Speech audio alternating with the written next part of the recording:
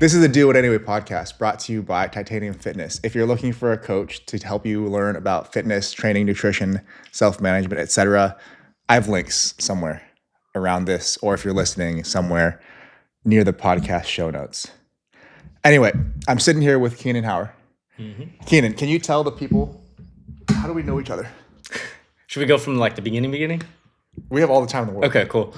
Kind of funny, but I was dating a girl, and I was working out, and I just like maybe 6 months into training, and I was like, man, I gained like 5 pounds. I feel really good about myself. How old were you? 19. Okay. And she was like, oh, that's cool, but you'll never look like this guy. And she showed me pictures of you. So what was it? I think I just added you on Facebook and asked you to train with me. If you were 19, then that means I was 20? No, because we did the Muscle Mayhem. So maybe I was... We must have been younger then.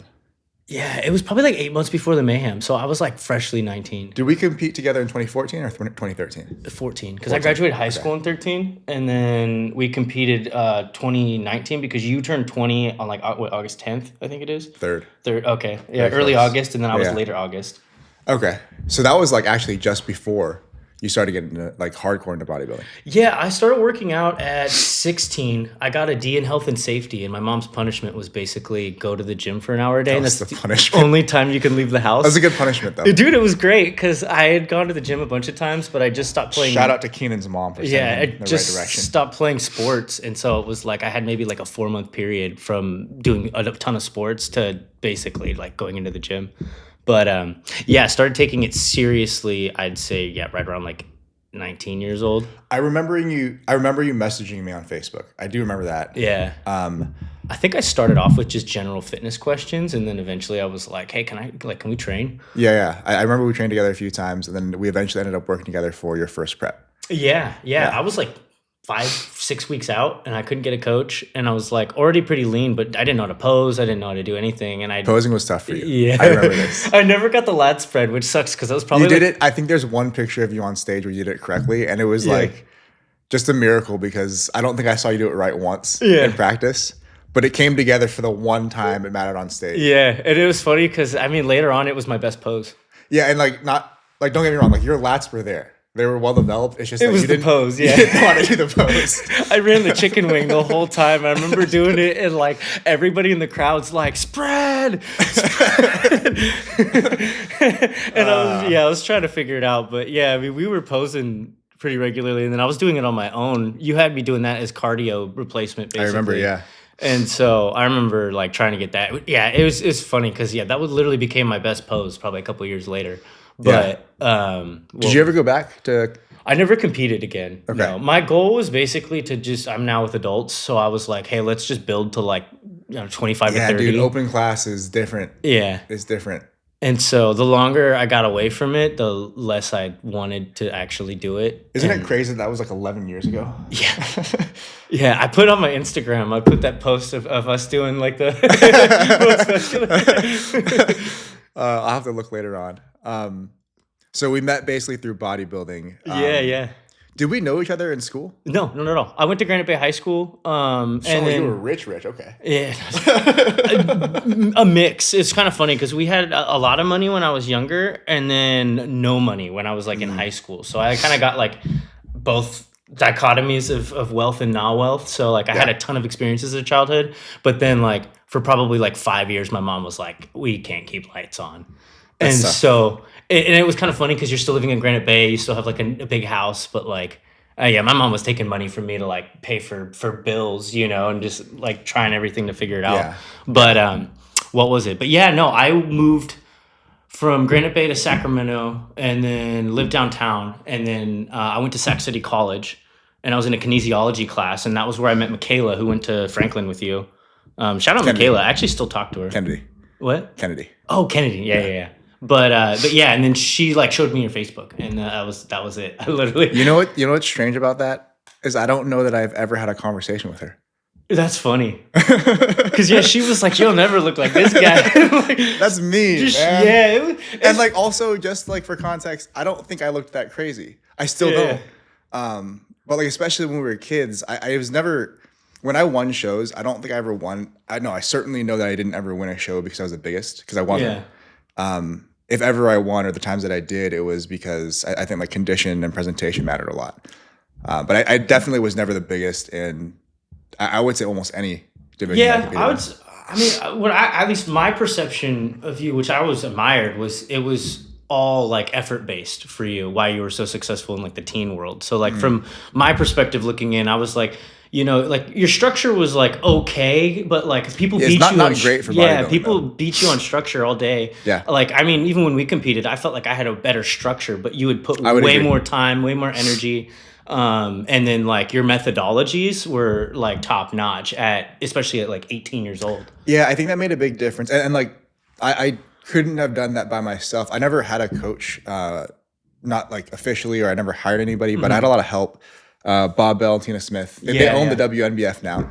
They taught me a lot in the early days. Some of the guys that I trained with at the gym, literally called the gym, they were very generous with their time and their knowledge. Yeah, I always thought you worked under Berto, but No, Bert was really. I saw him recently at the Mayhem, and like he's actually competing. Worlds is this weekend. oh, nice. Yeah, so I think he'll be on stage tomorrow. Depending on when this actually publishes, it's Yeah, gonna be yeah. like way past Worlds. But yeah, I mean, memories, right? Because like he was in the gym, and like I would bug him all the time with like random questions. yeah. There's even times where he just told me like unprompted, he would tell me like, hey, like that last peak, I think you probably should have eaten more. Yeah, yeah. He even like, I remember distinctly there was a time that he actually like did the math with me as to how much he thinks I should have been eating during my peak week, which I can't remember which show that was for, but it might have been my last show of that 14 season. You did that summer show in the Bay Area, I think, and then Battle hit of the the Bay Muscle used to be Mayhem, yeah, and yeah. then hit the NGA. Yeah, Okay. yeah. Wow, you remember that show schedule probably almost better than I do. 'Cause I followed didn't- your yeah. life intently, dude. When I was like 18, 19, you were like up man. here for me. Yeah. What do you do nowadays? Oh man. It's kind of funny because like I still like to live. Arson and right? Robbery, all yeah, of the above. robberies, bank robberies mostly. I like to do hood rat stuff with my friends. No, yeah, I've always had a love with training, but I have very little interest in taking it super seriously anymore. Yeah. But I also like the structure and the act of going in and doing that. So like I still follow like a training plan and a schedule. Don't particularly care or watch what I eat at all. Yeah. Do you find that harder just because of like the way your life is now? Like being a grown up makes it more difficult? Yeah, a little bit. It's just because you have more things on your mind. Like Yeah. I remember when I was getting ready for the Mayhem, like I didn't do anything else. Like I went to work, I went to the gym, and then I go home and then watch fitness YouTube. And my Those are the days. entire well-being and day was predicated around whether or not I had a good training session. So like, Yeah. or like I think I called you one time freaking out because I was 5 grams over on my macros, and you were like, "Dude, you're good." Like, That's not even the most ridiculous like emergency call that I've had as a coach. Yeah, I was like 5 grams over on carbs, and I was freaking out. Yeah, no need for that. But you still lift. You just don't necessarily pay as much attention to your food. You're not in terrible shape. I mean, You look terrible. If you're not watching this, if you're listening to this podcast, Kenan is 400 pounds. it's just on my biggest life or whatever. I was really surprised when he walked in. yeah. We used AI Sora to shrink me down a little bit. We don't have a budget for that. Right. So what do you do for work nowadays? So I work in sales and marketing. I actually went from I got like out of college and then was wanting to work in nonprofits.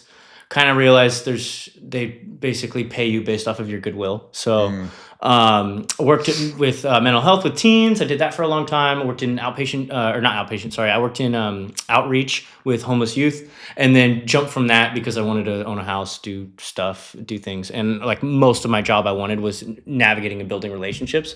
So I basically I'm basically a marketing representative for the company, and I handled like the Lowe's account specifically. So most of my job is just driving and listening to podcasts. So I'll be playing this on repeat.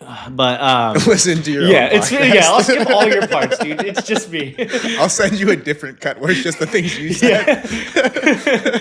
A couple American Psycho, just like okay. Oh my god. So most of my job's just driving around and then maintaining and building relationships within the stores with all You're the customer management. facing then, yeah? I do direct customer service, but that's mostly more of a side gig because for me most of the job is I run a $12 million market, and so I'm only in one store for maybe one day out of a month, maybe two. So it's more important to have them functioning without me rather than me directly doing anything. I gotcha. So when I first started, I was doing everything hands-on versus now it's like the more hands-off you get and the more you let people kind of function on their own, the better they get with it. So it's kind of interesting. It's like the better you get at this job, the less you do. That is interesting. That's good though. Yeah, it's cool because I've done it for 3 years. I'm thinking about moving into like inside sales and just doing that instead. But very similar industry and everything. I think sales is a good fit for you. I know that a lot of people like in that space, or people like the general population's perception of sales can be kind of like grimy, like used carsman kind of thing. But used car salesman. Yeah. Wow, that was hard to say. But when I ran my last company, it was a big deal to me too, was that there's definitely ways to do that job well without being that way and without making people feel gross. Yeah, and I feel like that's probably why you're good at your job. Yeah, I would say so. I think the number one thing is like I did supplement sales where I didn't believe in the supplements I was selling, and I was like basically telling like if it was a 16-year-old girl looking for a fat burner, I'm like, hey, get out of here, sweetie, and like go do this, and I'm sure the boss would hate me, but it wasn't in it for me. And then I'm trying to think of what other experience I had selling. I've done a few things like political canvassing where nobody wants to talk to you. That's brutal, but it's good practice though. Yeah, it was cool. That's the best kind of practice for sales. Mm-hmm. Like the one where like your hit rate is like 3%. Yeah, they hate you. Yeah. You're a leech on society. You just become like just immune to rejection at that point. Yeah. But then now I realize I actually really enjoy sales, but what goes into getting a good sales job is actually upfront. And so it's researching the companies, making sure that they have products that you actually enjoy. Like I didn't know much about the company that I worked for. It's funny, the name is Chevron. I thought it was Chevron in my first interview. But I got a little lucky in the first time and it set the tone for any future jobs. But is that we make awesome products. Like our products are top notch. So when somebody's like, hey, I need like a lawnmower. This podcast brought to you by Chevron. Literally, hey, I need a lawnmower. I'm like, this is the best in this class. Yeah, if you believe in it. Yeah, 100%. Yeah. And if they want to go get something else, that's up to them. But I'm mostly there. I'm just like, I'm going to ask you questions, figure out what's detailed for what you want. Yeah. And then we sell something within that range. And so I don't normally try to upsell. I just showcase features and let them make their own decisions. So can you talk me through like what does a normal week look for you? And how do you fit fitness into all that? Yeah. So most of I'm technically a remote employee, but I leave my house every day. But like my day starts when I leave my house. So I hop in the truck, drive like an hour and a half. Basically I'm, at a store, I'll hang out, kiss babies, talk to people, do the kind of normal routine, make sure everything's looking good, hold people accountable if there's something that's not represented there. Yeah. And then I basically would drive somewhere else, do it again, drive home. Okay. How fitness was propelled in there was for me, fitness is half like training and then half social. So for a long time. Where are you training now? Like Gold's kind of Gym, Citrus Heights. Yeah, okay. I wish I could go back to the gym, man. I just live too far away from it, but I love that gym.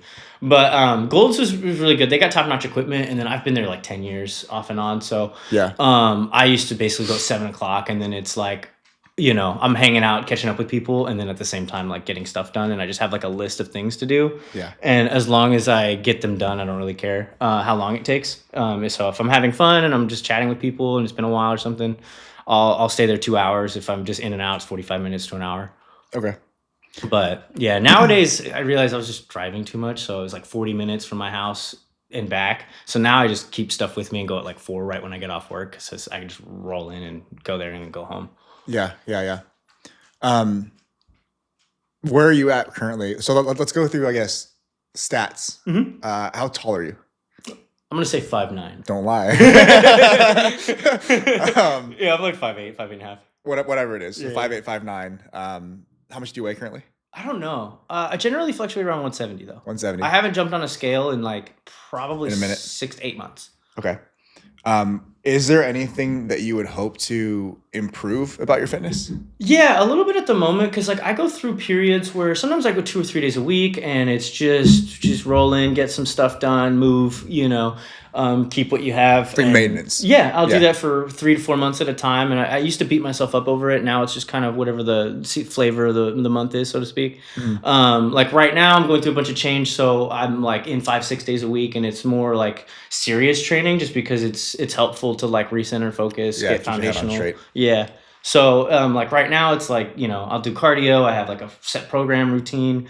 I've been thinking about actually just going back into like macros and daily weigh-ins. I do that periodically, but not all the time. Well, I mean, if you had to summarize your current approach, start with training first. What does your training currently look like? And you can do, like, I know there's been a lot of changes recently. You can say, like, even in the past week, what did it look like? Yeah. No, I've been running the same program for actually probably like 4 or 5 months now. Okay. But I just run a custom template program. I've never really, it's funny because I knew a lot about fitness, but I never fully trusted myself to write my own programs. It's hard because even if you know enough to do it, it's hard to not, like, I sit there and second guess everything. yeah, like you kind of want to tweak it for no reason. I'll write other people programs, but myself, I'm like, so Yeah, it's really hard. I generally just follow templates, and it'll keep me from like avoiding certain things and stuff. So like, I maybe do calves twice a year, but So between the two of us, we train calves 4 times a year. right? Yeah, I joke with my buddy all the time. I'm like, "You ready for biannual calf training?" But The thing is, you do 1,000 sets per session, so like it evens out. yeah, right. But yeah, so like I've done Nippers programs, I've run RP programs. Both really good. I like both of them. Yeah. They've both been really cool. I really like Nippers, but one of my buddies wanted to do something that was a little more like push-pull legs kind of status, so moved over to something like that. Because I have a friend that kind of like periodically we'll train That's together cool. or not. Yeah, that's really helpful. But yeah, both of those have been great. I've recommended either of them or just, ran them myself for the last probably like 6 years. If I get really serious, I might consider coaching or like trying to, dial something in more specifically. But as of right now, it's just as long as there's a general periodization scheme, I'm happy with it. And then, I mean, I know you said you're not really doing much with your diet, but if you had to describe a normal day of eating, Oh God, as honestly as possible. don't let me do that. No, do it. Let's see how bad it is. I have a sweet tooth, so like, and I drive a lot, so like, Gas station food, dude. is Yeah, it? yeah, it gets me. But yeah, what was it? I generally fast in the mornings, and then I'll have caffeine or whatever in the morning. Can I tell you something really Yeah. quick before I forget? Because it's kind of funny. I had a client tell me once, like somebody coming in new, they're like, I fast while I'm asleep. I was like, yeah, everybody does. We're all intermittent fasters. Right. There's some guys, I mean, I was one of those guys at one point, but I remember eating like 5,500 calories a day, and I was waking up just for like slop shakes and then going back to bed. So not everybody. I but wouldn't most of the advise time. that for most people. That doesn't make a lot of sense. It was a little annoying. But okay, sorry. After derailing you, tell me about your diet. But yeah, no, I mean, what I'd like to cut down on is, it's the sweet tooth stuff. Okay. But what was it? Yeah, I'll usually do, I'll eat lunch out. Sometimes I meal prep. So you fast until lunch-ish. Yeah, usually. And then I'll meal prep sometimes. I've been trying to get a little more on it lately, just depending on how serious I want to be with my goals. That's great. Tell me what you actually do though. Like what does it look like normally? Normally I'll just eat out. Like I'll just go get lunch somewhere or whatever, and then I'll go through spurts of like, if I'm more serious, then I have a hot plate container in my car. That's cool. Yeah, it's one of my buddies recommended it to me because he works like construction or something. Yeah, I've heard about these. So I bought one, and you just plug it into your truck, and so like I'll literally do like sweet potatoes, ground beef, like broccoli, whatever, like something super basic and broy. Yeah. But then I'll just throw that basically on a hot plate and eat that. But I'd actually rather do that more often, just for even monetary reasons, because eating out that much is just annoying. What do you eat out when you're eating out? Depends. It just varies depending on because I have a 3-hour territory. Yeah. And so I'll have spots I go to kind of everywhere. So what does your short list look like? God, I'm a sucker for Panda. I do Panda's love not bad. I love, you could do well at Panda. Yeah, I do. You could also do really bad, but you could do well there if you want. I'll do white rice and then beef and broccoli usually if I'm trying to be more calorie conscious. And then, I mean, that orange chicken's fire. But what was it? It depends on how much calories I actually want to consume. Yeah. But yeah, other than that, I mean, it's just there's different spots, but I'll just pretty much eat whatever I feel like. Well, so like Panda's a pretty solid choice. What's like the worst choice you would make then? I guess McDonald's, but like I don't like Do McDonald's you that know? much. So It's McDonald's more, is okay. One thing I will say about fast food like McDonald's is that it's consistent. yeah. Um, Their breakfast is all right, but I struggle with their lunches. yeah. But Well, I mean, you could play with some of their like ingredients too. Like, yeah, I yeah, think you can calculate nutrition if you really wanted to, but like removing certain ingredients, like say you have a yeah, Big yeah. Mac without, I don't know why you'd do that, but without Big Mac sauce, Hmm. that's like minus 15 fat, I think. Yeah, no, you can easily do stuff like that. But yeah, I mean, even if you're traveling a bunch, if you're on the road and you needed to have options, I do think that there are plenty of decent ones now. It's just, Yeah, I think you have to devote a little bit of forethought so that you don't have to make the choice when you're like in the line. yeah, yeah. Because if you do that, like you're probably not going to order the best thing. I've always been somebody. I'm really picky with food, and I eat the same thing. Like it was nice Yeah. for bodybuilding because literally I could do chicken, rice, and broccoli. Makes it and, easy. Yeah, Yeah. never care. Yeah. So like when I go to places, I usually get the exact same thing at every spot. But I mean, yeah, I love like I'll do like beef or chicken teriyakis. Like I do that pretty regularly. Yeah. Love those. And then what was it? Yeah, I mean Chipotle, Panda. Yeah. Honestly, decent choices. Yeah, with fast foods, like it's like you go to Jack in the Box, you go to McDonald's, like the price is the same as sitting down at a spot right now, and It's gotten so expensive. I Yeah. have an hour, and I'm like, I might either I'm gonna sit in my car with fast food or I'll just sit down somewhere. So Yeah. I'll sit down at spots all the time and just like order like a regular lunch. And I feel like a lot of them that used to have reasonably healthy options, like McDonald's used to have a grilled chicken sandwich that was like, it was reasonably, Yeah, I remember. That. it was like 36-ish grams of protein, say, Mm-hmm. and maybe 6 grams of fat. Like I can't do much better than that. Yeah. Right. But for whatever reason, no, I mean, I know the reason nobody wanted it. Yeah, Except for like probably 3 of us. yeah. So they stopped making it. I know my dad used to go to KFC get the grilled chicken like nonstop. I've never had that. Yeah, I haven't either. I'm like, if I'm going to KFC, I want fried chicken, but You know, one that I can put you on, and like somebody else, somebody at the Mayhem was telling me this, but if you order catering from Panda Express, like if you meal prep if you can, yeah. but catering from Panda Express, if you did say like their chicken teriyaki, and say you did steamed vegetables, make rice at home, whatever, you could Yeah, order rice there. But I think it's like $50 for 12 servings. Okay. That comes out to like, even like with tax added, everything, it's like $5 a meal, Damn, that's not right? bad. $5 a meal for something that it tastes decent, Yeah. and it's pretty healthy. Yeah, It's not for, a bad deal. For the amount I eat out too, I was like, I've ran the numbers on my budget, and it's just like I'd almost get away with doing like a meal prep company too. Yeah. Like Well, the hard thing with that is that there's not many that I've found or any of my clients have found that are really good. yeah, A lot of them, it's like they're marketing companies first. So like the nutrition is pretty bad. There's a lot that are really high fat. Like high fat, low carb is like a pretty common trend, it seems. yeah, and I've always been a low fat, high carb person. Like Yeah, if you have like a lot of throughput of energy, that makes sense. I get hypoglycemic super easily. Yeah. So I've always eaten super high carbs, and fats was like as little as possible if I'm cutting. There are probably a few like local to us. We'll talk like offline, but there's probably a few local to us that are decent. It's just that they're small, so you can't like Yeah. recommend like for the A entire broad U.S. audience, Yeah. But yeah, the meal prep stuff is tough because it's like it's expensive. We've not found any that are like really tasty, and then also it's like if it doesn't taste good, it should at least be really nutritious. Yeah. It's like none of those. Yeah. There was one that was local in Elk Grove that they just shut down. That was unfortunate, but they were like reasonably priced. They didn't taste great, admittedly, but nutrition was solid. Yeah. Yeah, if you find something, if you find one of the mainstream ones that are like really good, let me know because I haven't been able to make a really good recommendation for that for a long time. Yeah, I had a buddy who ran a meal prep company, and that was like always fun to go to him, but he doesn't do it anymore. So Bummer. Tell him to bring it back.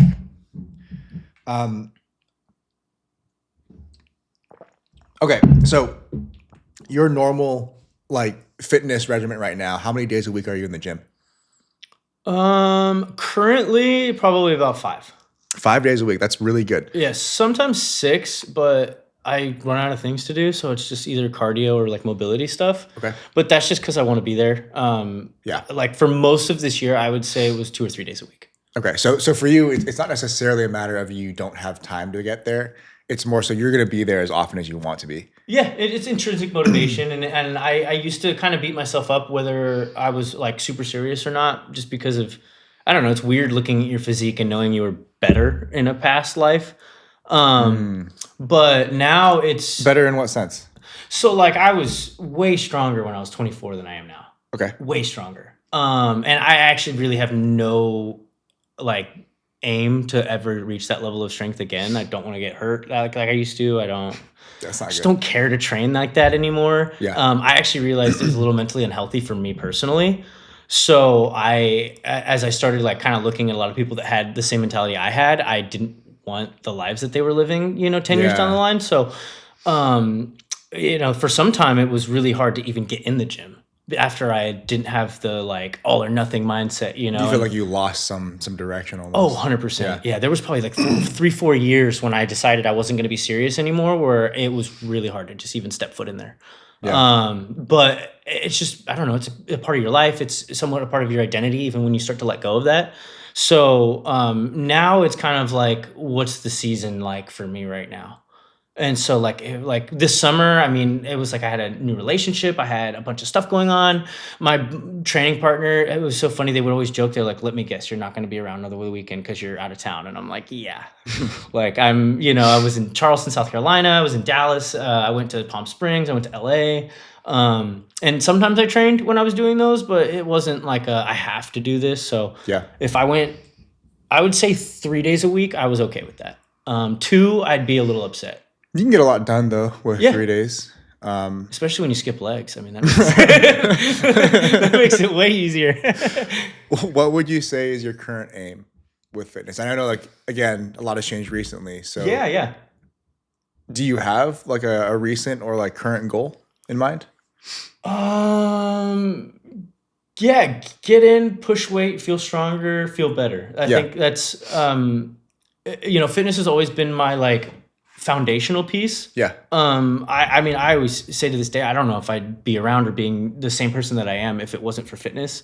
So it's like, It's probably true for a lot of us. yeah. Yeah. I mean, I had moments where I was like, I'm a failure at everything, but I'm really good at lifting. Yeah, at least I've got abs. I can pick stuff up like tear shedding. But it was true. I looked at it and I was like, man, I'm a failure everywhere, but I'm like in the top 1% at something, which means that I can take that and put it elsewhere. So sometimes my goal is to have fun and enjoy life, and training gets on the back burner. And then sometimes, like I would say right now, it's like when I'm trying to figure out what those next goals in life look like. Training is that awesome stopgap where I'm like, oh, I could just go hard. I can look really good. I can feel good about myself. I feel productive when I think, there's moments where I'd probably be sitting at home twiddling my thumbs, wondering what I want to do next. Yeah, and I think that if you have the time and energy to do something, like you said, you could spend it doing nothing. Yeah. Or you could spend it doing something that, even if you didn't continue to train this way indefinitely, you could maybe build a little bit of extra lean body mass, maybe lose a little bit of unnecessary fat, and you'll benefit from it even months later or years later when you have more going on and you train less. Yeah, and it's also even just the mental sides. For sure. Fitness, it's crazy because I'm not generally anxious, and then I'll go 3 days. No. Kenan's a crazy person. Yeah, right. Stalker. I knew where you lived before you sent me your address, dude. I hope not.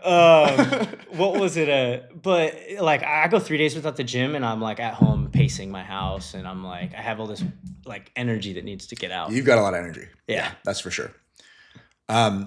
So very general goal then for fitness. Is there anything like within that, or as you move toward that general goal, what do you think is holding you back currently? I know diet is probably one of them, but that's probably the main thing. Yeah, it would just be basic structured planning. It's kind of one of those things where it's like, what to do at this point. Like, I've been lifting 15 years. And then I was, I did a little bit of coaching on my own, and then I was doing, a bunch of stuff. So it's really, it just comes down to, at this point where I can be honest, it's like, do I want to prioritize it or do I not? And so what's the answer to that question? I don't know. Yeah. But yeah, I was going to say, I hadn't actually done a cut since the Mayhem. No shit. Yeah, I have never cut. That's honestly not that. I feel like that may be smart for most people. Yeah, like if you got as lean as you did to get on a bodybuilding stage and do well, unless you did terribly in the offseason and got really fat for no reason, you'd probably be pretty lean. Even coming out of that. For the most part, I mean, it's a little harder now, but I've mostly maintained abs since I was 13. And so, like, I mean, for me, it was always like push food, push food, push food. It was Yeah. never an issue of whether or not I could get lean. Well, I probably should have asked this earlier, but talk to me a little bit about like your history with like sports, because it wasn't like before bodybuilding. There was like quite a long history of doing stuff. Yeah. No, I was a competitive golfer, and then no, I'm just kidding. That was you. I didn't know that. We were like, we could have been bonding over this. Wait, did we play against each other? No, unless you've been to Top Golf, you've never golfed with me. No, so my mom was actually probably the more athletic one in my family, but her parents were very traditional, and she wasn't allowed to do sports for the most part. Tough. So she was very like, I don't care what you do, but you have to do something, and if you do it, you have to stick to it for a year. I love that. Yeah, so I mean, early. I mean, what's it called? Karate Kid was big, so I did point karate when I was like really That's young. cool. Yeah. Yeah. I think honestly, my instructors just let me beat up on them, and so I thought I was really good. But did that for like early on. Got some like basic coordination, but then my mom, once again, it was funny because she tore her ACL the first time she ever went skiing. Met my dad in rehab. They both had knee injuries. So I was destined That's a cool story. Bad knees. What was it? But so she was like, my kids are going to be good skiers. So she had me in lessons at 3. Damn, at 3? 3 years old. And then I was racing gates from 6 to 16-ish. Maybe a little earlier than that. But That's crazy. Yeah, I mean, you may have experienced this with golf. I don't remember, but I had very much like the washed out child athlete syndrome for sure. I sacrificed weekends during the winter. I left school during the weekdays to train. Yeah. Anybody had a birthday, I wasn't going to be there. And I spent from, I'm 6, 7, 8, 9 years old, and people are yelling at me from the chairlift going like, "Well, what's your name? We're going to see you in the Olympics one day." And I think the best placement I ever got was like 9th. Which out of like usually around 200 kids was like that's not nothing, man. Through the moon over it. Yeah. But I wasn't, the top level guys. I mean, most people won't know their names, but like I remember Bodybuilder was a huge person, or like Darren Rawls. I actually skied with Darren Rawls. He was an Olympic silver medalist.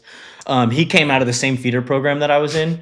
So I just knew I wasn't those guys because I just looked and there were some kids that were so much better than me. So I hit a point where it was basically moved to like South America during the summer and train when it's winter over there, and then jump ship, come up here, train at night or train in the winter. And I wasn't going to go to a regular high school. I was going to go to Sugar Bowl Academy, where they basically have you skiing every day. Crazy. And that was right when the recession was hitting. So my mom was a real estate agent. So I mean, she went from rolling in it to a divorce and basically nothing going on. Yeah.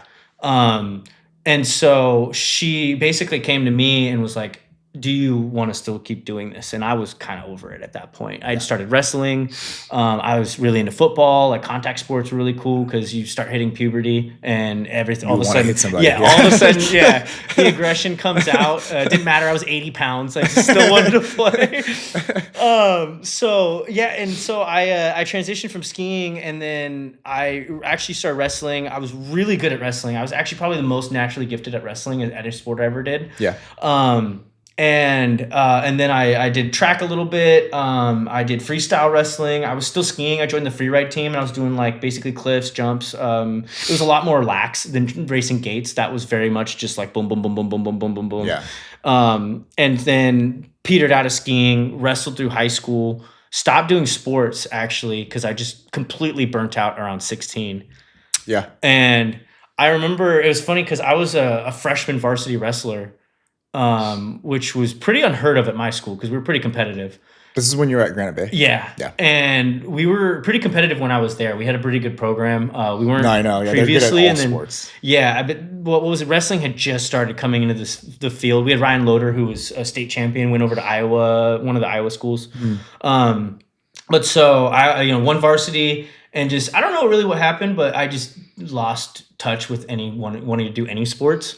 And so it's funny, I came back my senior year, won varsity again, and wrestled my senior year. My coach pulled me to the side, and he was like, "Hey, man, you're one of the most gifted wrestlers we've ever had come through this program." And he's like, "And you pissed it all away." And that, like, That was probably like the end. What a thing to tell a kid. It was the best thing I could have ever heard. That rang in my head all through my weightlifting journey.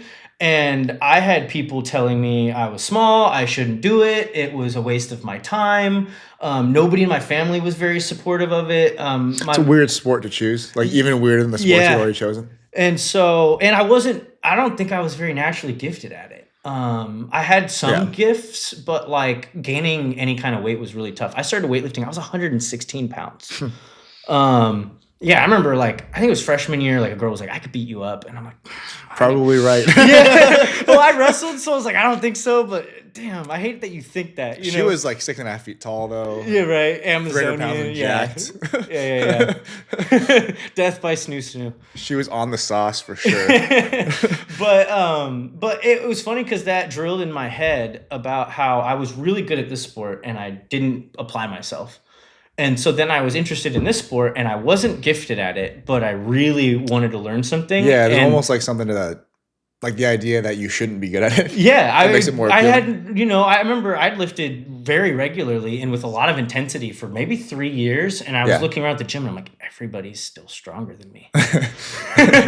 And so like full circle moment, but like going from out of sports to going into this and then like enjoying that taught me more about my own like goals in life than almost anything else, because I was like, I'm going to put every ounce of energy I have into this because I want to do it. Yeah, I think that may be the difference too, like between you playing like structured sports where you had access to like coaching and guidance, and then you switching into something like bodybuilding, weightlifting where you didn't. Yeah. And like, to be fair, at that time, like there was a lot of knowledge online, just I think it was the bro science. Well, I don't know. Do you think it was harder back then to sift through all the? I think so. And I'll say because it was harder to find stuff for sure. Evidence-based training was not in vogue. Yeah. Now, like you look at a lot of guys, they'll say evidence-based even when it's kind of not. Oh, dude, the kids love that. Yeah. But you eat it up because it's like, oh, this is optimal, and there's such a desire for optimal behavior nowadays. True. Yeah. Back when we were in high school, it was more like. It was cooler who's to like big, what is ask them what's up, or even like who did well like 30 years ago. Yeah. Kind of thing, yeah. Like you go read Arnold's Encyclopedia of Modern Bodybuilding, and you're like, okay, I'm gonna do 35 sets of lateral raises. That's a good 20 idea. 20 eggs. Yeah, and your shoulder's gone, and you're wondering why. And it's because you're not Arnold. But yeah, I mean, I guess there's probably something to that. So like when you played like more structured sports that you had coaches and stuff, there's never going to be a shortage of effort, or at least for a long time there wasn't, until you lost the passion for it. And then it's like bodybuilding is the opposite. When you started, it's like there's no shortage of effort or passion, but maybe a shortage of like executional knowledge. So I never could imagine you being the guy in the gym who wasn't working hard. No, I was obsessed. Yeah. I bet. And I think that for you, all you needed at some point was to learn enough that you could then actually apply that effort and get something from it, or get the most possible out of it. But that's also cool, right? Because like, if you were not gifted, it almost necessitates that you do learn enough to do well. Because there are guys who they can look at a barbell and they get bigger, right? Yeah, and then they make a periodic pyramid and they say, well, eggs are a good source of carbs. Yes. But that was never going to be you. So like for you had to learn in order to progress. Yeah. And I kind of think that might be why you fell in love with it, is like you couldn't just have the effort. That was never going to be enough. Yeah. I was always talented at almost everything I tried. And I'm actually trying to go through the process now getting diagnosed, but I'm almost 99% sure I had undiagnosed ADHD. And so like that's not that funny. I don't know why I laughed so hard about that. It's fine. What was it? And so, like moving into something where I had to create my own structure, I had to create my own organization. And like at that time, I mean, simple tasks were a monumental effort for me. Maintaining a home, or like trying to do like any kind of basic task. Do you feel that way nowadays? Yeah, but I'm way more, I have a way higher aptitude for understanding how to create systems that work for me versus back then, it's, yeah, I don't know why I can't do something.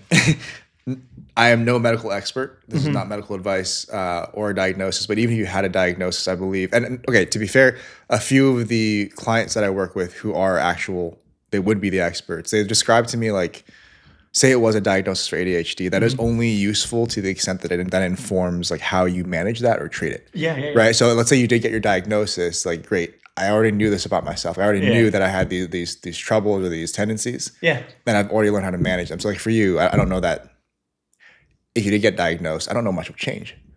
The only reason I actually have any interest in getting diagnosed, because I think it's really easy to be like, oh, I have ADHD, so then I You just just like, really want drugs. no, I just want to see. I've tried medication a couple of times, and I never did it consistently enough. And so now I'm at a spot where I'm like open to seeing what I can get done further. Yeah. And so I'm kind of doing other things also with the focus of like reducing symptoms. Yeah. So like meditation I've started doing, and that's been Smart. really cool. I'm like 3 weeks in, but like seeing the benefits already has been cool. So like, but I'm like, if this helps the structure or the systems or whatever, then I'll take it. If it doesn't help, then I don't care.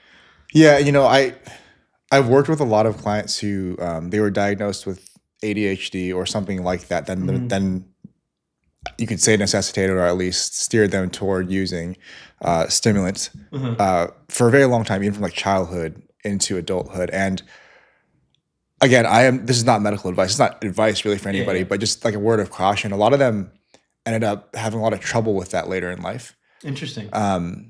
Almost like reliance on it, where had they instead first maybe learned how to build systems, better practices, better habits, especially as children, they may not have even needed the help. Yeah.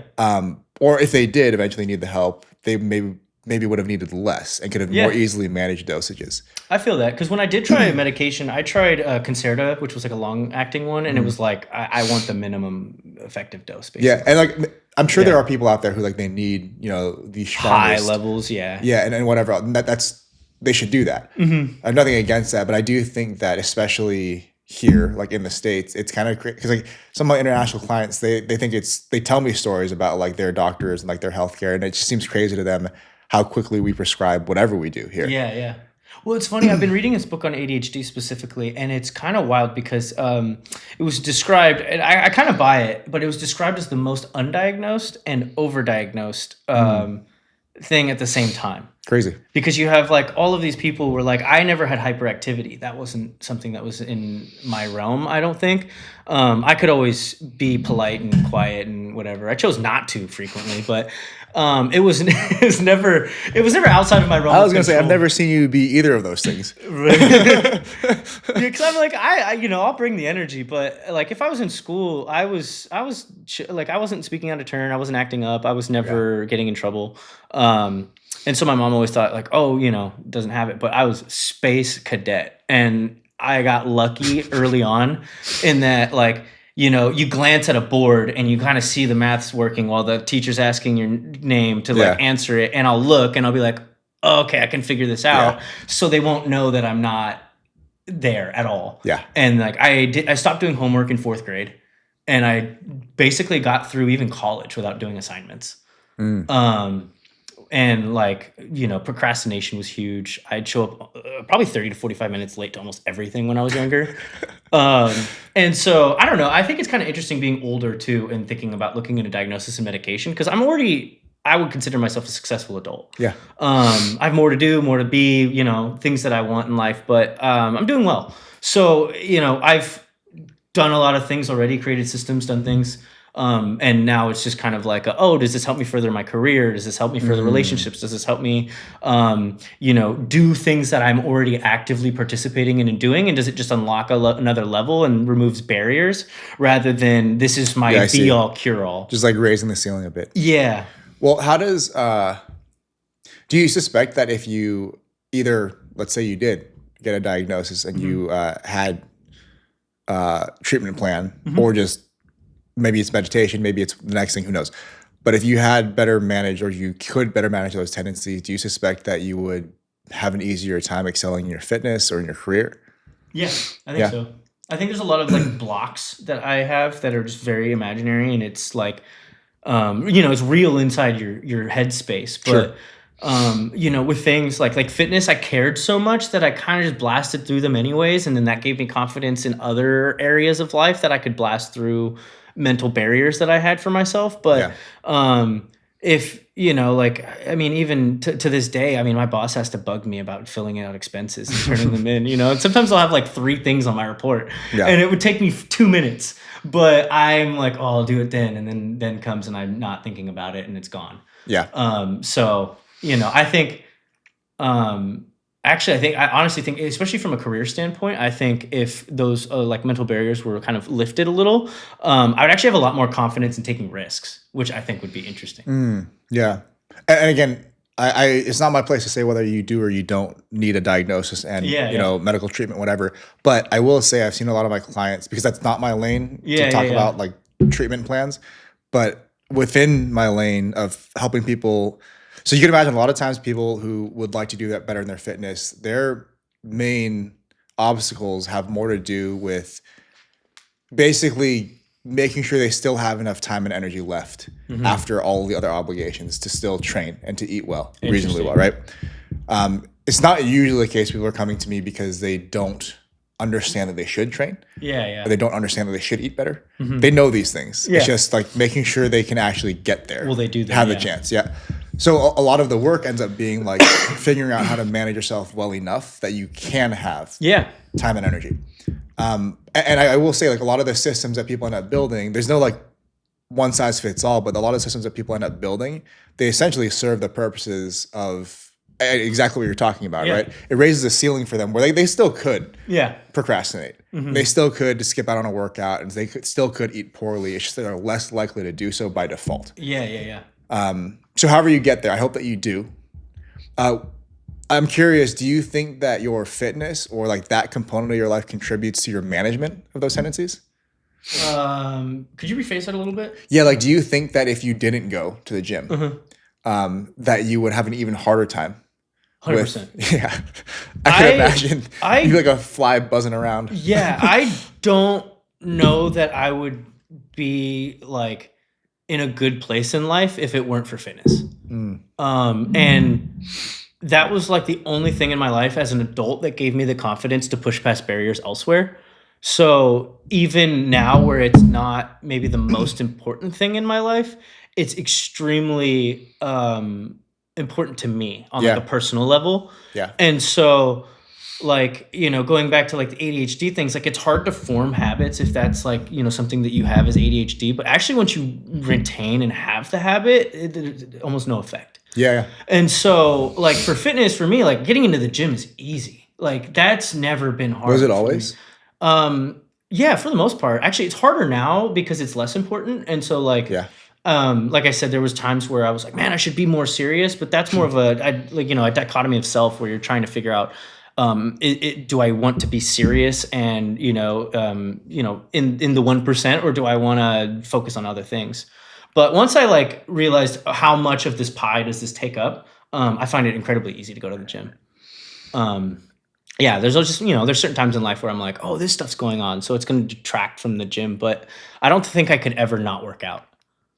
Yeah, I mean, I don't think you should stop working out. I mean, since I was 20, I think there was one time where I felt like a pretty depressed, and I didn't go to the gym for maybe like 3 weeks, and I was like, damn, I'm never doing that again. Yeah, so some of the reasons why you do it at all, like why you train, why you pursue your fitness, is to kind of take care of yourself so you can do well elsewhere. Yeah, it sets the tone for, like I said, building systems elsewhere. Would you say, like, if somehow we had a crystal ball and I could tell you that you'll never get stronger than you are right now, you'll never be more jacked, you'll never be leaner, like all the physical benefits of training disappeared, would you still train? Yeah, throw the crystal ball out. I'm that may be wrong because my plans may change, but I don't really have any aspirations to get. Sometimes I'll get like a little stronger. Yeah. But there was a time where I was like, oh, I want to squat 500 pounds, and I think I deadlifted 535, and I was just through the moon, and I thought maybe I could get to 6.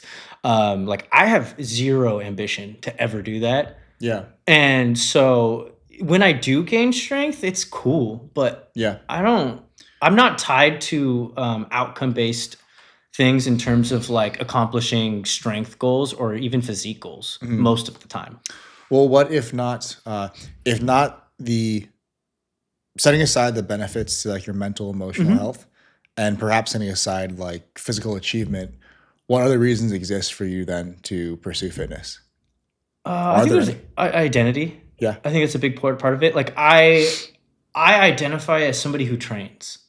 Like I don't work It'd be out. funnier if you said you identify as somebody who squats 500 pounds. Right.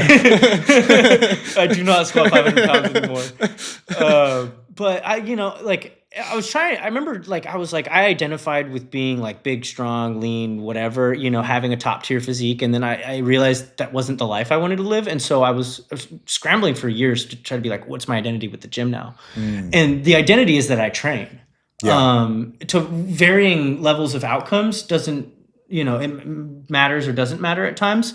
But like, I like going in, I like having a plan, I like setting aside things that I have to do, I like doing them, and then I like the intrinsic benefit and reward that I get from knowing that I did that Yeah. more than I care about if I gain a couple pounds of muscle, if I put 20 pounds on the bar for bench. That took a long time to like rotate towards, but I mean, you've probably seen it too. I know so many people that were like, boom, boom, boom, boom, boom, and now they don't do anything. And I Yeah. like did not want that for myself. And so like switching over to just like the intrinsic ideal of like, I identify as somebody that trains. And so there's, at least an hour a day where I'm trying to be like the best version of myself. Why do you think that's important to you in your sense of identity? I think I just identify as somebody that seeks like growth or to be my best version. Huh. And it's kind of interesting because that doesn't look like I've had probably 15 or almost maybe 20 more pounds of lean mass. And I don't necessarily have to be elite and be my best at that moment, but I'm my best in the whole pie and what percentages everything takes up of it. Yeah. I mean, do you think that's important to you, like as a part of yourself, or is that important partly because of what other people assume about you because you do train? Because like, let's be realistic. If you see somebody who's in great shape, Yeah. like overtly, like you look Yeah, at them yeah. like, oh, that guy's in great shape. I do think there are some assumptions you can make. You may be wrong sometimes, but there are some assumptions you can make that are probably safe. Like one, at the very least, he's reliable enough to show up for himself, however many times a week to like Yeah. exercise. And he is responsible enough to eat reasonably well to Yeah. be in this sort of shape. And these are generally positive assumptions, right? Yeah. So as much as we may want to say like, oh, I don't do this for anybody else, like maybe, Yeah. but there certainly are benefits that exist. Yeah, I like the social benefits. I don't want to say they don't have any weight anymore because they absolutely do. I will say that they have far less weight than they did like 5 years ago. Yeah. Yeah. Like I think the biggest hit was settling myself with my ego that I wasn't that guy anymore. Where you like walk in. You're not that guy. Like I remember like I just loved like 24 going to a rave or something and having all the 18-year-old boys flock and circle around you and start asking you what protein you take, how much you bench. Yeah, because let's be clear, it's never the girls. It's never They're never gonna care. It's always the dudes. Yeah. And it's like usually like the teenagers, Yeah. I still remember I was at a club once and this dude was like, bro, you got so much bigger. Like he's like, you could probably get any girl you want. I'm like, I cannot. You'd be surprised. That's so funny. Yeah, it's never going to be, in case any young dude is watching this and you're thinking to yourself that you want to get jacked or you'd like to be really strong because it's going to help you in attracting your partner, your future partner. It might, very indirectly. It's never going to be a thing where some girls are like, oh, I want to be with you because you look this way. Yeah. Or you can deadlift 1,000,000 pounds. It's not that. It may only help in that it helps you maybe build certain aspects of your own character. Maybe you're like more confident. You feel good about yourself. Maybe you become reliable in the pursuit of that. But really, trust me, girls just don't care. They don't care how much you can bench. Not at all. They don't care how big your arms are. It's just not a thing. The one thing I will say is like kind of the side effect though, is that when you're jacked or whatever, like you feel good about how you look and that basically externally projects onto other people because they're like, oh, this person like is confident and they don't know where that comes from, but it could just come from having big biceps. And even though the girl doesn't like the big biceps, she likes the attitude that you carry from feeling good about yourself. And then I also will say, I feel like I've put this out before, is it's kind of funny because I feel like the more jacked you get, the more your dating pool shrinks exponentially. But you become so much more rare that the women that are attracted to your Or look. explain that. Do you mean that because like the dating pool for you shrinks because women aren't attracted to guys Less who are women jacked? find you attractive the more jacked you get. Interesting. But okay. the ones that do find you attractive, you're so rare that they'll like almost aggressively pursue you. Never thought about that. And so, it's almost like this negative feedback loop when you're like, wow, this really gets me attention. But it's like, and I think that's where you get like the extreme body dysmorphic synthol, because it's like, yeah, there might be 3 people out of 1,000 that find that attractive, but you're also 1 in a million. So they're just like, what's it called? Supply and demand. And maybe to that crowd, it's like more is better kind of thing. Yeah. That's where you get those guys who want to be like 240 and shredded. But I'm 260, bro. 260. But okay, so there are definitely benefits that exist outside of just the physical. Are there any things that you, even as you sit here thinking about it right now, that you think you should be doing better? Yeah, honestly, I'd rather have my diet dialed in a little bit more, just from like a general health standpoint, and like the same thing as being somebody who trains, being somebody that's also just disciplined with how they eat. So that's You're 30 this year, yeah? 31. 31. Oh, we're the same age. I didn't know that. Yeah. You're like 3 weeks older than me. Oh, actually, I do remember that. We talked about your birthday before during your prep. Yeah. But yeah, I mean, how much do you think then about what you are doing now and how that may influence the way that you get to live the rest of your life? I don't know, because I feel like I have so many factors like in my favor that even if like you let one thing slide a little bit too much. What do you mean? Well, because it's like you look at the average person and it's like they don't go to the gym. Sure. They don't do a lot of things to take care of their mental health. So it's like high stress, smoking, drinking, drugs, you name it. Mm-hmm. So I'm like, I've pulled so many of those things out of the equation that I'm already fairly confident about longevity in general. But I think that it kind of goes back to the intrinsic side effect is you feel better about yourself when you know you're doing right by yourself. And so like when you're like, oh, tell me about your diet. And I'm instantly like, I don't want to do that. That like has an effect on how you feel about yourself, So maybe some people don't, but at least for me, like I like knowing my ducks are in a row, So it doesn't have to be. I don't really think tracking macros is something that everybody should be doing all the time. I agree. Yeah. Even if you're a competitor, I think intuitive eating is probably the way to go a lot of times. But intuitive eating, if you've not heard that term, it was like a really trendy way to basically describe not eating like an asshole. Yeah. Like how a normal adult should eat. Right. And then somebody gave it a name. I almost looked at it as like, because you get these people that like, you track your macros, right? Like there was a time where I could look at a plate and I'd be like, this is about this many, this, and this. Yeah. And so then you call it intuitive eating because you're just soft tracking in the back of your head rather than actually putting it on paper. That's a good point, yeah. Yeah, that's like, I don't know. That's always how I looked at it, is because intuitive eating if you look at your plate, there's like numbers floating around. Intuitive eating's tough when you've never stepped foot in a gym and like, your Ben and Jerry's is your go-to. Yeah. And like, somebody snacks all day rather than actually eating meals. So, I mean, I think you make a good point, though. A lot of the things that you've already done, or maybe some of the things that you don't do, do contribute to your long-term health. But I guess I'm going to press you a little bit because if, say... do it. So if average person is this in terms of like their health as they continue to age, and you think that you will be like this when you're 70, why not this? I don't know. There's also like the... Is the cost of that, because like it does come at a cost. Like it requires like a lot to be like to raise that ceiling even higher. It can be, but like okay, think about it. Like in my head, there are examples that exist. Like I know I've coached some older dudes and women who well into their 60, 70 years old. They're doing pretty good compared to their peers. Yeah, but they're not doing good like they were when they were 30 or 20. And like whether or not that's actually possible for many people, questionable. But I do think that like the ceiling for what you could be doing. And I'm saying like, there are people who say they compete in powerlifting when they're 90. Yeah. There's a video that comes to mind of this old dude. Yeah. I remember he's like so mentally sharp too. He's not just like physically strong. He's on it. Or you look at 80-year-old triathletes and you see like what their body composition looks like, their mobility in this context referring to their ability to like move under their own power without no wheelchair, no walker, no help. Yeah. And like I look forward to hopefully one day being 80, 90 years old. Being that guy. And being able to like still do a bunch of this stuff. Like I still want to be able to run. I still want to be able to lift up my grandkids and like easily, right? Yeah. And I think that does exist, but to be realistic, it comes at a cost. Like you have to like kind of train for it. You have to take really good care of yourself. Yeah.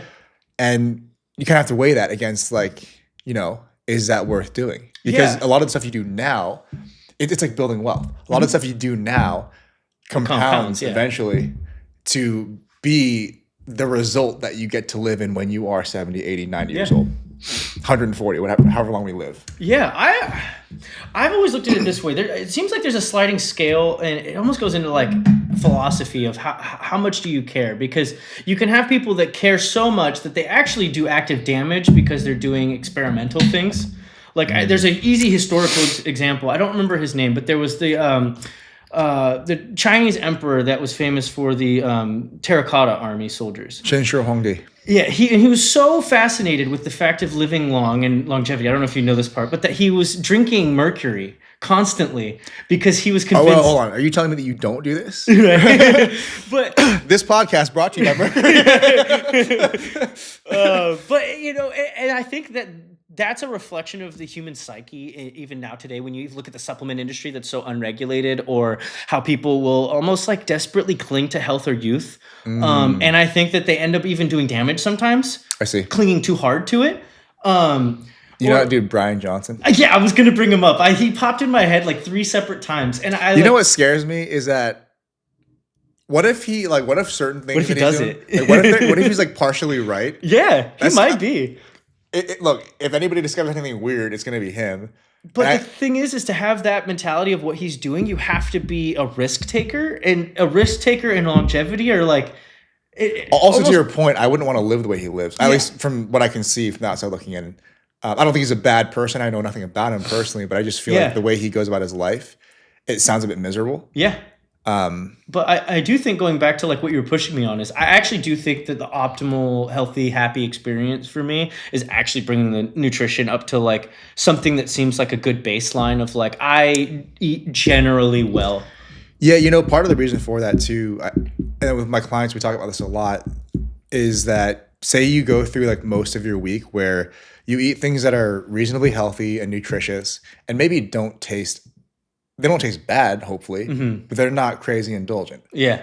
And that then by comparison means that, for one, you're squared away nutritionally, but also that means that when you do go out to eat, like with your family or your next girlfriend, whatever it is, you enjoy it that much more because you don't always eat like that, right? Yeah. Because I think that for example, if you eat McDonald's every day, it probably starts to taste kind of bad. Like you get tired of it. But if you eat McDonald's a reasonable frequency, like once every other day, or like, you know, every like few weeks, whatever, it tastes delicious. Yeah, supersize me. Yeah. But you know what I mean? Like I think there's something to that where if you have the structure to like be squared away, it also then affords you the ability to like really appreciate how tasty some foods are.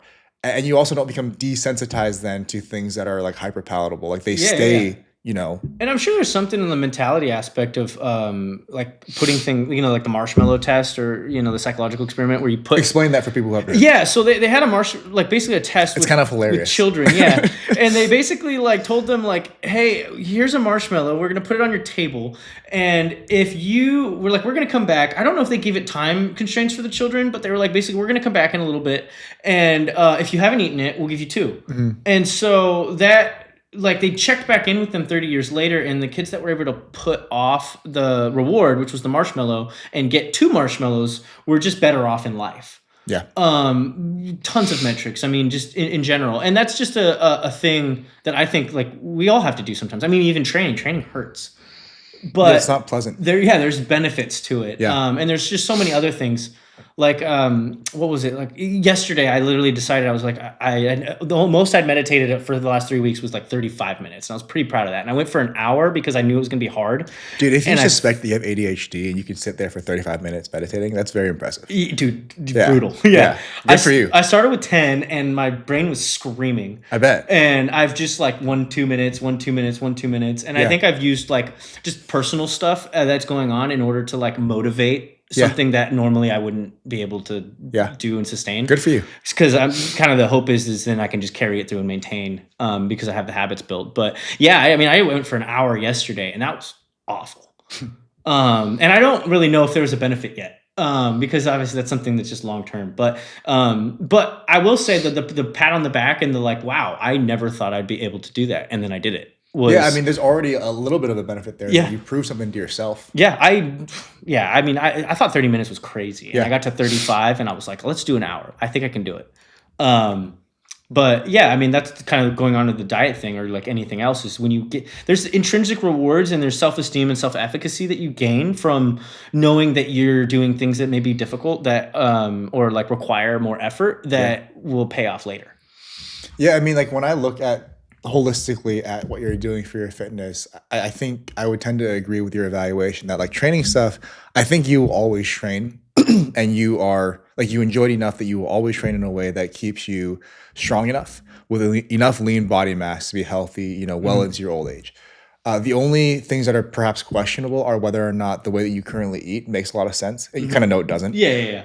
So you know that's a place to improve. So we'll circle back to that. The other thing that maybe and I actually don't know. I didn't ask you too much. Like, do you do any dedicated like cardiovascular exercise? So no, for a very long time. The last probably 3 weeks, a lot. Okay. Which has been cool. I used to get, even as an adult, like I remember I moved to Long Beach and I was playing in sports leagues, and then like even like last year, usually my cardio was like something where I could not think about the fact I'm doing cardio. And like playing sports or something. Yeah. And so like, you know, intermittently, I would go through stretches where I didn't do any cardio. And then I'd maybe I was joined a volleyball league for about a year where I was doing that. And that was fun. Yeah. Yeah. And then I was, you know, playing flag football on the sand. And I remember like thinking about it where I was just running go routes and I played 3 games a week. And I was like, this dude is dying and I'm chilling. And I didn't even think about the effort that it took. And so like that was kind of always my go-to. But I actually reinvigorated my love for skiing. And no shit. So I started going last year. Yeah. And it was just so much fun, but my legs were just destroyed. Yeah. Which was interesting because I was like, oh, you know, I squat, I'll do like press, I'll do whatever. So but something that it's not the dynamic same. is very different. Yeah, the muscular endurance was not there. So I've been doing Stairmaster work. It's also different for you because I imagine you're not falling that frequently. Yeah. So it's like you actually have to work for a very long time continuously. Yeah, I did fall once. That was my first fall in a long time. And I'm like, don't do as I say, not as I do, because I don't wear a helmet. I avoid people. I ski faster than everybody, so I can kind of just shoot around them. I only fall when I'm comfortable falling. Yeah. But I was on a double black, and I decided I was going to straight line it. And there was a little lip on a mogul, and I looked at the mogul behind it, and it was far deeper than I could have expected. And so I like lost one ski, and then boom. Yeah. And but you know, going back to it, it was just like I realized that I was like, one, cardio is important. Just for general wellness. Yeah.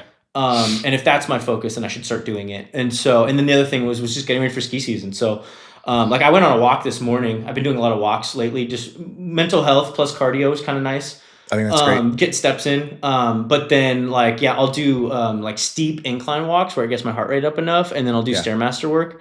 And I'm going to try to keep that as like a mainstay. Cause there was probably like a year and a half where I really didn't do much cardio at all. So yeah, I think that's good. Like if you can find ways that are not super obtrusive or like it doesn't really feel like you're doing too much. So like a lot of the walking that you're saying, Stairmaster, kind of brutal, but I just started watching TV while I do it. That's the thing, right? You can distract yourself a bit.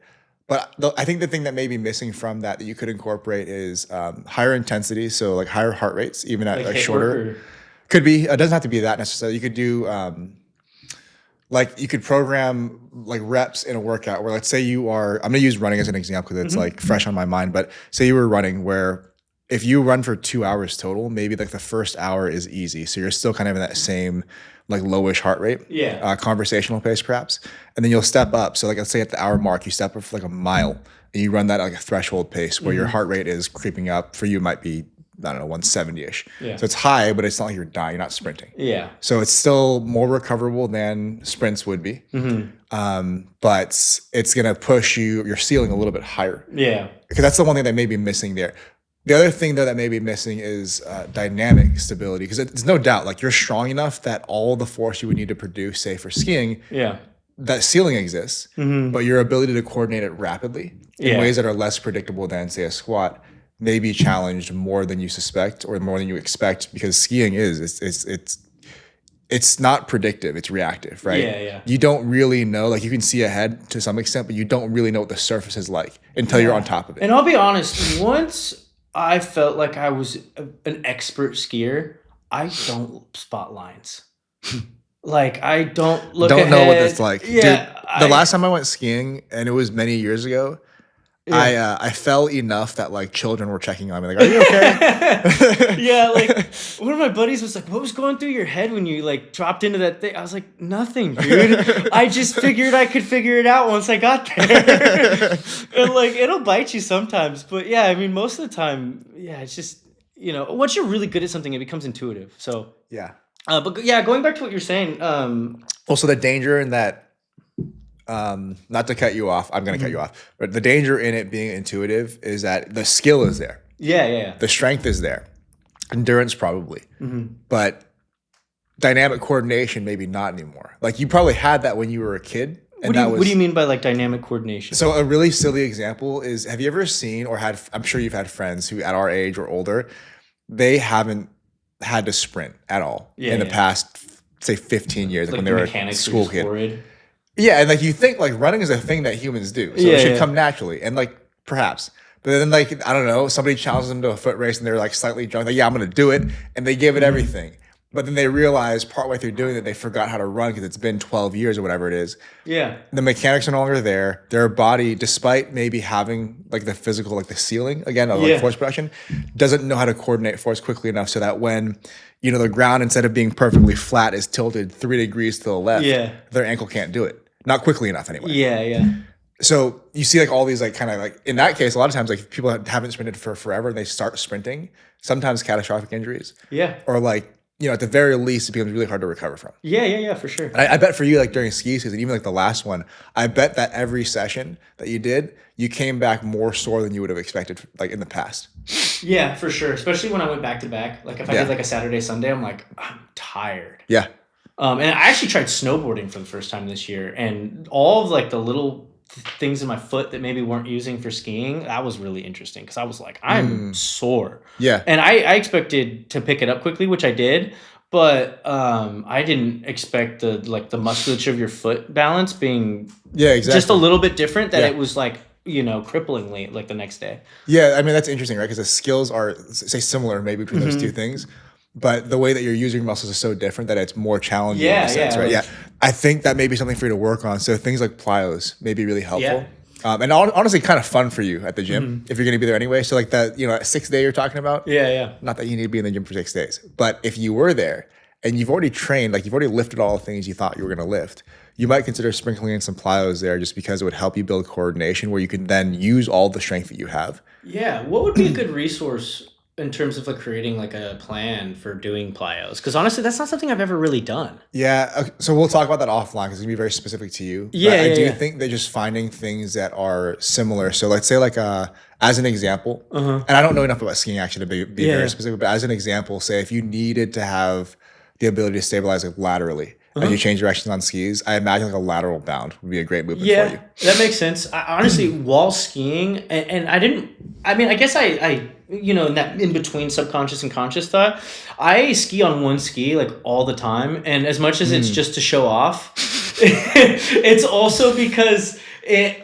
requires way more intention in terms of your mechanics and your balance points. Yeah. So like I'll be skiing down a hill and I'll pick one up and basically do a bunch of turns on one ski, and then I'll pick the other one up and then do a bunch of turns on the other ski.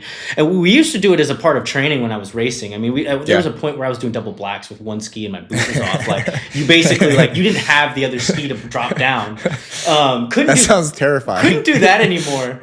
But I still like almost every time I go skiing, I pick a ski up and I'm basically doing hard carves on one foot at a time. Yeah. Partially because it's fun, but I also think it's almost like you're building that skill set back. Yeah, for sure. That's a reasonable way to do it. I do think though, so as opposed to actually doing the activity where it is reactive, right? Yeah. The difference between that and like plyometric training is that plyometric training would still be predictive, as in like what's about to happen. Yeah. So you can build or you can rely a little bit on your brain to help you coordinate. Yeah. It's not just like proprioception. Like as you land, you have to coordinate that landing from that bound. So you get to kind of like regress the task to a point where it's a little easier for you to accomplish really well. that you then build that additional component of, or that additional capability of hopefully being able to stabilize dynamically, so that then when you are skiing, that happens a little bit more automatically, more effectively. Yeah, that makes Right? sense. Because what you would want, like when you're actually doing the activity, you don't want it to be a thing where you have to think about it. You also don't want it to be a thing where you have to do it or you're doing it too late. Yeah. Right? Because I'm sure you feel that too. Like if and when I ever do like go back to golfing, like I know how my swing is supposed to look and feel more or less, but I also know that I can't like make corrections as quickly as I would have when I was young and when I was like actually skilled. It's like I know what the correction is, I just can't do it fast enough. Yeah, I get that. And it's like it's frustrating. So like if you could then build that skill separately in isolation, essentially, where you have the ability, your brain has the ability to predict, you can hopefully then carry that over a little bit more productively to skiing rather than just doing the skiing thing, right? Yeah, that just doesn't look nearly as cool to other people. That's an important part. Yeah. It's an important part of a balanced breakfast. Right. So I think maybe loose recommendations, but definitely for like your training, I think is mostly squared away. I would maybe sprinkle in some plyos and maybe some moderately high intensity cardio. But I really like what you're doing in cardio already, where you found ways that you can get some cardio in, but it doesn't necessarily feel like extra work. Yeah. So I love that. The diet thing is a bit trickier because I think that for you, that's going to require a bit more planning. I think you should, like your plan A might actually be preparing food. Yeah. I think that's a good plan. Like you said, maybe like financially makes sense. You also have way more control over it. Yeah. So you could plan best that way. I think that's a good plan A.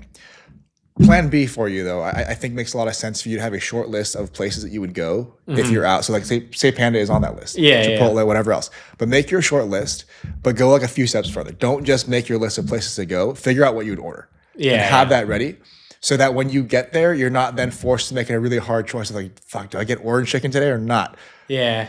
Right? Because if you have your order already there, or if you even save it in like whatever the restaurant's app is, or save it in DoorDash, whatever, you can kind of default to that choice. Yeah, that makes sense because that's almost like kind of what I already do is when I go places, like I order the same thing every time. Yeah.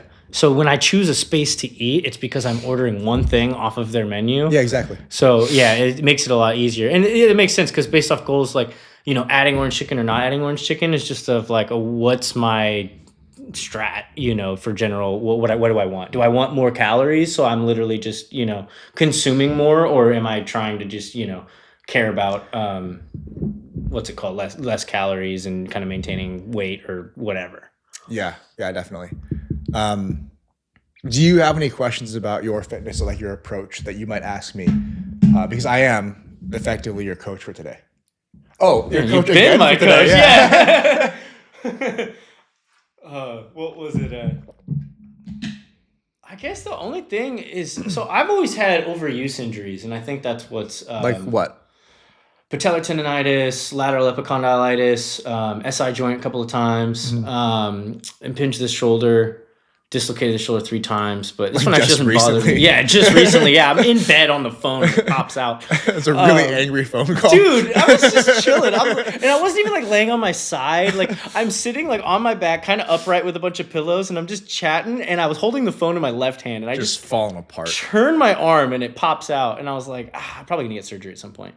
But the one thing I've always been able to manage, because they come in and out depending on how much your use is, but the patellar tendonitis I've had in my knees has just been constant. And it is so annoying. So I do a lot of Spanish squats. I'll do a lot of hip abductor work. Now I was skipping legs for a long time because it just wasn't something that I cared that much over, versus now I actually prioritize it. But I guess... Has that helped? Yeah. Tendonitis? Yeah. I actually because when it's really bad, I'll have pain just walking. Yeah. You know, or like last ski season, I was in pain management mode the whole ski season. And skiing helped most of the time, but then I got it where I was like doing Spanish squats and stuff so much that I was like, oh, I feel really good. And then I went and played volleyball, and I was in a volleyball league, and same thing, back to pain management, like the rest of the season. Oh, I see. So, I mean, what are the things, so volleyball is one, but what are the things that you suspect contributes to, or maybe aggravates that injury? I think for me, it's like, I'm like, I feel good. And then I go from this workload to like this. A bit too fast. Because it's fun. And then instantly I'm regretting what happened. And then now it's like, usually like it's always been an issue because I have like a commitment that I've paid financially for. So Yeah. like I first got tendinitis when I was 19, just being dumb. Yeah. And I was doing like leg press, your weight shifted on your forward foot. And then I'd go to 24-hour gym and play basketball for 3 hours. And then I wonder why I can't walk. And no pain, no gain. So why should I stop doing any of those things? But now, yeah, what was it? That's when I've noticed it's really peaked out because it doesn't really affect my day-to-day life most of the time. And then every once in a while it'll be like, boom. And I'm like, well, so, okay. First thing, and this is a good general recommendation. I am not, and I'm not a specialist in injury or injury management. I'll get you the contact information from the best PTs in this area. If you guys listen to this are local, it's NorCal Physio. They have helped me with a few really big ones, and it's nice because they specialize in. They don't want people to like stop doing the thing. They want to get you back to the activity that you wanted to be in, and like to do that in a way that is still to you satisfactory. So like if you are really, really good at skiing and you had some injury that, sidelined you, they want to get you back to that ability. That's cool. Yeah, because I've done PT for my knees, but it was always at times where I had like a full season ahead of me that I'd already paid for, and they were just keeping me going so that I could keep playing for the rest of the season. Yes, I mean, I think that's a starting point is getting maybe a diagnosis and then figuring out like how do you prevent that from happening again. But for you, it kind of sounds like use volleyball as the example. You imagine there's a lot of like jumping and landing, and especially in absence of, say, like you stop training legs. I don't know how much of a joke that is, but say you stop training legs. Fairly serious. And it's not like you're a small dude. So like you jump and you land and you have all this weight coming down, but you are perhaps less coordinated than you have been in the past, and you also have less lower body strength.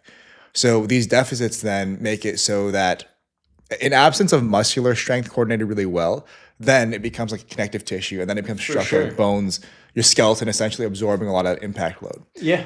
So thankfully, it's not so bad that it's gotten to a point where you're like breaking your hip or anything like that. But it has gotten to a point where perhaps sometimes you do these things, that impact load is enough where it kind of surpasses what you could immediately do with your quads and calves and hips, and instead then ends up loading your patellar tendon more than it should have. Yeah. So the recommendation on the very long term would be like get back to training your lower body and making sure that you are strong enough where like you have plenty of force available. Yeah. And those plyos help a lot because it teaches you to coordinate force. So like for you, like jump landings, anything that incorporates something like that would be really useful where you can be, again, more reactive. You don't have to be, because like when you land, I don't know, were you playing on sand or what? I played court, and the biggest issue is that I have mad hops and I'm short. So I'm always in the air. And actually, even if you're playing on a court, like you think that's like you can predict landing, you never really can. Nah. Even on a flat surface. Yeah. So it's really important that you can reactively produce whatever force you need to land successfully and safely. But that does then require like pretty significant strength, and also probably, it doesn't require necessarily, but it would probably help for you some dedicated training there. So I think you building those two things, which are original recommendations for your training anyway. So it's kind of a good like catch-all. That would help a lot. Another thing for you to think about, I think there's probably a piece of you, or at least I'm guessing there's a piece of you that's like, oh shit, like if I train legs, I have to squat, I have to like deadlift. You don't have to. No. Good. Yeah. So I would encourage you to make sure that you find movements that you can do well enough and in a way that doesn't aggravate these injuries, so that you can actually progressively overload over time, in a way that's not like re-aggravating old injuries. That's been cool because I'm mostly all leg press nowadays, and Gold's that gym's equipment is just great. They have a leg press machine that has a slide, and then it basically is one leg. That's cool. Yeah, that's really cool. So that's been like my go-to leg training is that, and then doing like the hack sled, so there's a little more dorsiflexion involved, and I can do those really slow, but it's like 4 seconds. It's not heavy. Yeah. Well, maybe another like guiding principle for you is like if you're looking at, say, the hierarchy of importance for your stimulus, whether that is for hypertrophy or building strength, I would say that, so like if the question of like tempo, like rep tempo comes up, I would say you first want to prioritize, so top of that hierarchy, mechanical tension, like produce as much force as you can. Past that is going to be like workload, essentially. How much total work are you doing? You can quantify that as total number of working reps or volume, or you could do as like number of sets past X degree of difficulty, however you do. The last would be like muscle damage.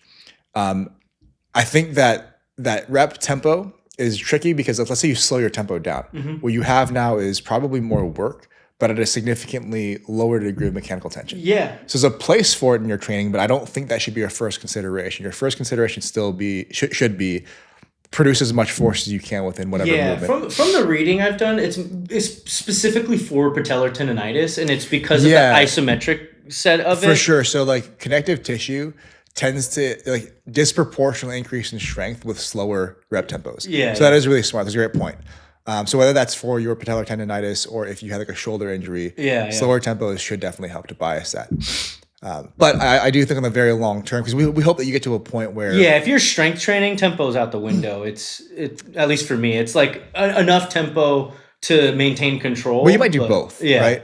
Given your history, you might do both, and I think that's actually pretty wise. But I would say though you probably wouldn't want to set up a program where it's like all your stuff is tempo work because you wouldn't really be building strength as quickly as you could. And we hope that on the very long term, if not, perhaps not now, but in the very long term, you get to a point where you can train that way, where you can push things pretty hard and build strength as fast as you would like to. Yeah, that makes sense. So training stuff, you kind of have an idea. I think you have a decent foundation of knowledge there as well. So it's not like you're going to be struggling too much.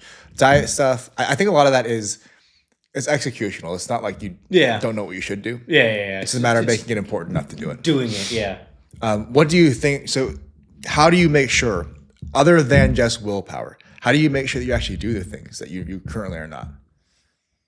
I would think that would boil down to creating schedules.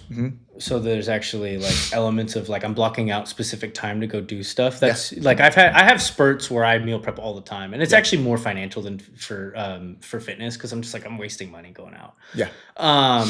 But even then, it's like it's a double up. But like when I'm like, oh, okay, Sunday and Wednesday, I'm just gonna spend an hour or whatever and just make some stuff. And I was thinking about just the intrinsic element of you're talking about planning, planning, scheduling, and then also I think just choosing that it's important, like stating its own importance somewhere.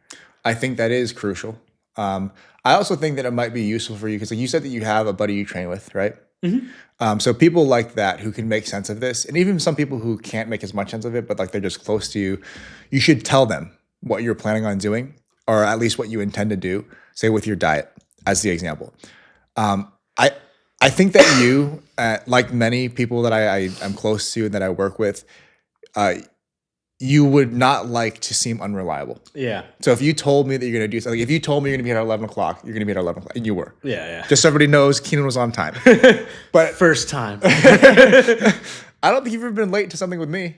I don't respect think so. Well, that's what I mean. Like if you have people around you who you respect and they respect you, and you tell them, hey, I'm going to go do this thing, whatever, I'm going to like start eating better. Yeah, for sure. There's certain people where if I'm like, oh, I have to do this because I told them. Yeah, exactly. Right. So that's a good idea. There's like an aspect of social reinforcement where you don't want to be ashamed of yourself for not doing the thing. Even as far as like the work that I do with my clients, some of this like parts of their structure or systems, a lot of times like on their program, it'll have like check boxes. So when they're going through a day, if they're supposed to build a habit of say, the guy Jason comes to mind. He's supposed to be off of his phone and all like screens 2 hours before bed because he wants to try to improve his sleep hygiene and sleep quality.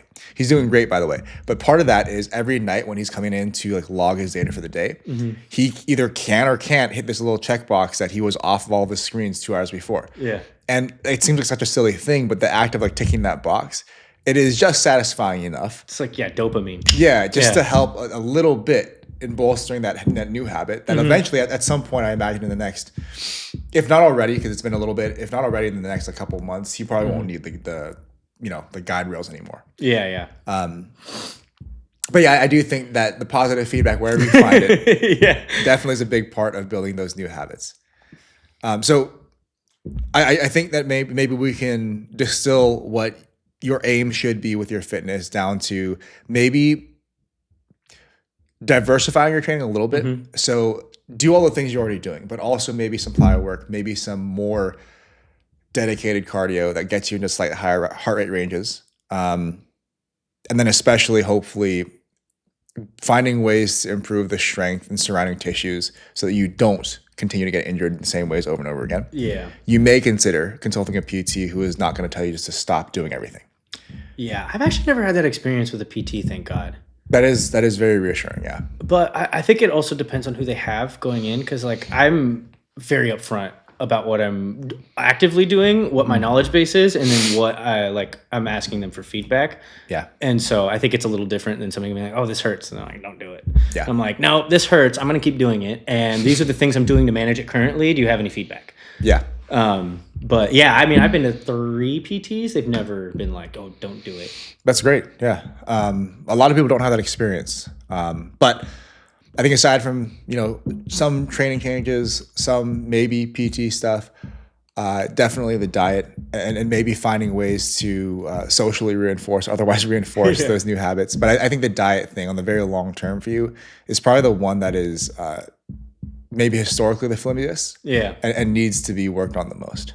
Yeah, I would agree with that. Okay. So a couple months from now, then we're going to check on Kenan to see if he's On my 400 300 pounds. pound life.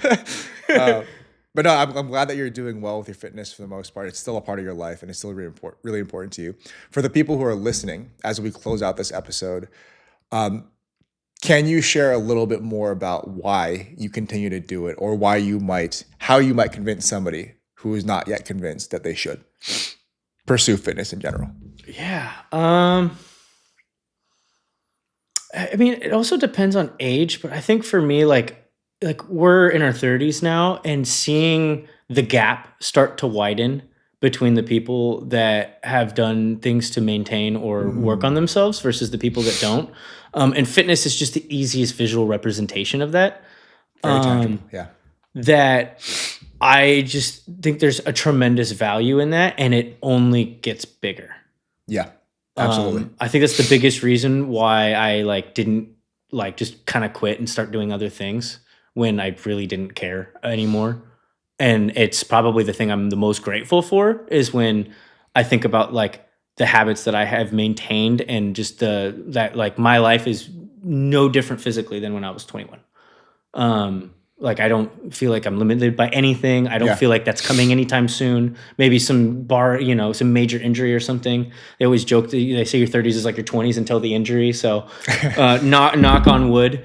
But going back to what you're saying, being 80 years old and being able to do something, or maybe even just being 30 years old and not as much as it may be a joke to some people, not being in pain all the time. Yeah. Or whatever, I mean, right? I was helping my friend move one time, and his sister, who's about my age, I think she's a year older, was talking about, "Oh man, once you hit 30, my back is wrecked and this is wrecked and that's wrecked." And I'm like, that is not my experience.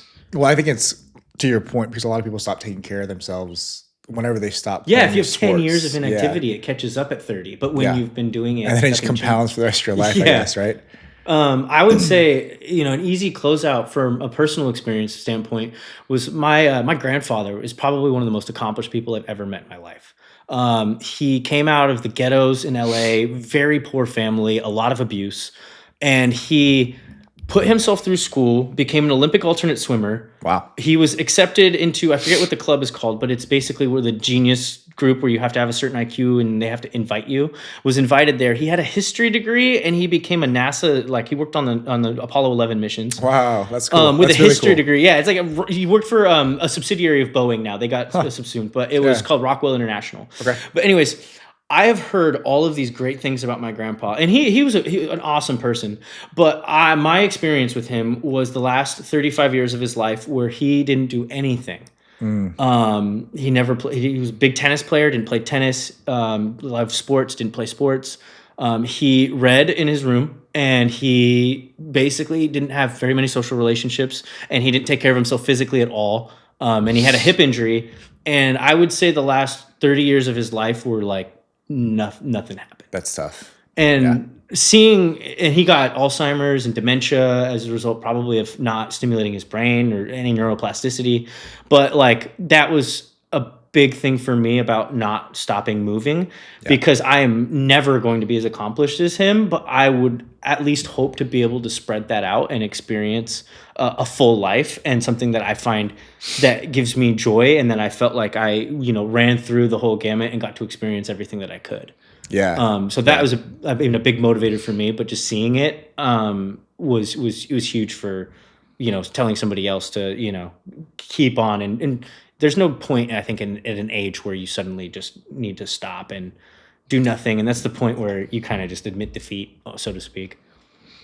Yeah, I guess like you don't get to decide how long you live. You can't really control that, but you at the very least could steer yourself in a direction where however long you do live, you enjoy most of those years, not just like 50. Yeah, you influence the quality for sure. Yeah. Well said. Kenan, thanks for coming on. We'll see you again in 10 seconds when we start filming the next episode.